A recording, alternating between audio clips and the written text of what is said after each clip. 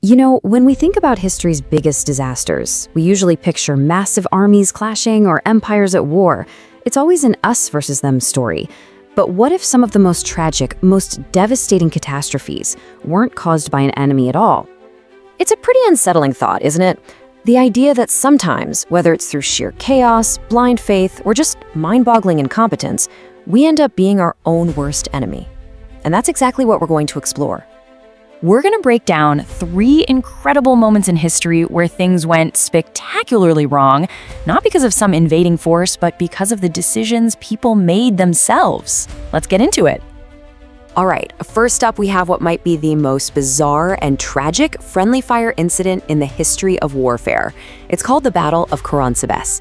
And trust me, it's a perfect storm of confusion, language barriers, and, well, a little too much booze. So get this. It's 1788.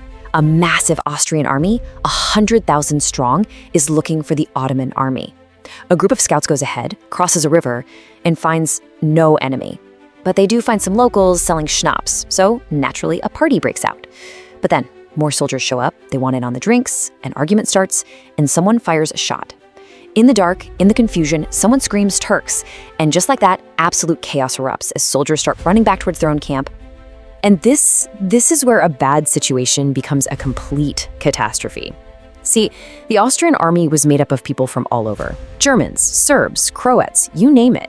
So when the German-speaking officers are screaming, "Halt! Halt!" which just means stop, stop, a lot of the other soldiers didn't understand. In their panic, they heard something that sounded a lot like Allah, Allah, the battle cry of the Ottomans. They thought they were being attacked. So they started firing at shadows and at each other. And the cost of this mess? It was staggering.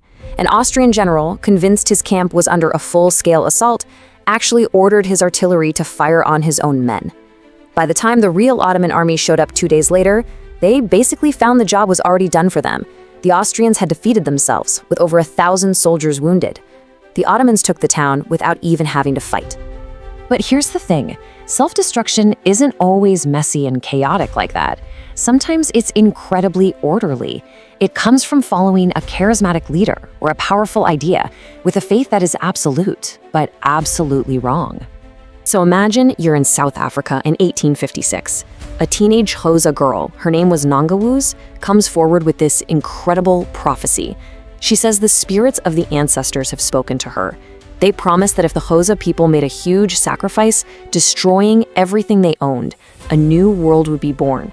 The dead would rise, and the colonists would be swept into the sea. And the tragic thing is, they believed her.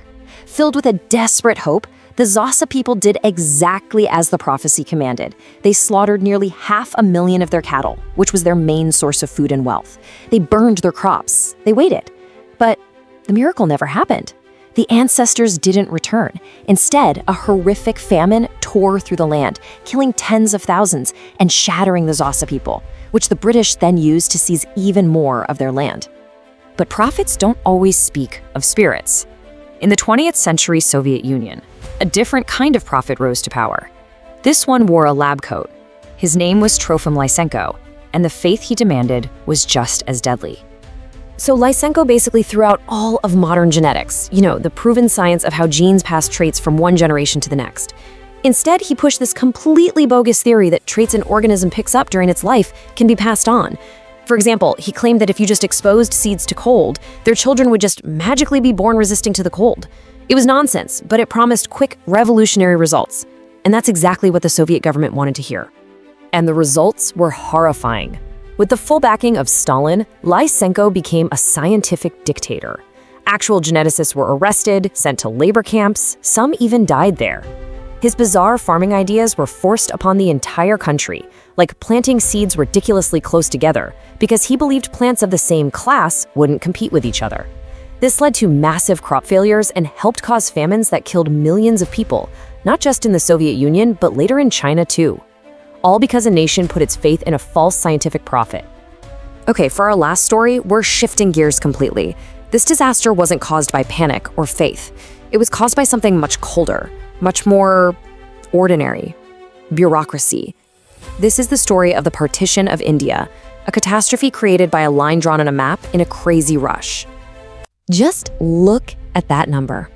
5 weeks. That's it. That's how much time Sir Cyril Radcliffe, a British lawyer who had never, ever been to India before, was given to draw the border that would split a subcontinent of 400 million people into 2 new countries, India and Pakistan. It was a totally impossible job on an even more impossible deadline. The whole timeline is just mind-boggling. The British decided to speed up their withdrawal, throwing everything into chaos. Radcliffe had to use outdated maps and old census data. But here's the absolute worst part. They made the decision to keep the final border a secret until 2 days after India and Pakistan became independent. Think about that. On August 15th, 1947, millions of people suddenly became citizens of a new country, but nobody knew where the lines of that country actually were. And when that border, the Radcliffe Line, was finally revealed, it unleashed absolute hell. It was one of the largest and most violent migrations in all of human history. The line sliced right through villages, farms, even houses. Terrified Hindus and Sikhs fled the new Pakistan for India. Terrified Muslims fled India for Pakistan. And the journey was filled with unimaginable violence. What you're seeing here, that's the human cost of a line drawn in a hurry. So what have we seen? A drunken battle that wasn't a battle, 2 deadly prophets promising salvation, and a bureaucratic nightmare of epic proportions. 3 wildly different stories, right? But they all share a common, deeply human thread that we really need to pay attention to. Each of these stories is like a different kind of warning. Karánsebes shows us how quickly panic and just simple miscommunication can lead to total collapse. The stories of the Xhosa people and Lysenko's victims show the terrifying danger of uncritically believing in a compelling idea, whether it's spiritual or scientific. And the partition of India is a brutal lesson in what happens when detached, rushed decisions are made from the top down with no thought for the real human lives on the ground. Ultimately, these stories aren't just fascinating, tragic footnotes from the past. They're a mirror. They show us just how thin the line is between order and chaos, between faith and foolishness, between a plan and a disaster. And the real question is, when we look around at our world today, are we actually listening to these warnings?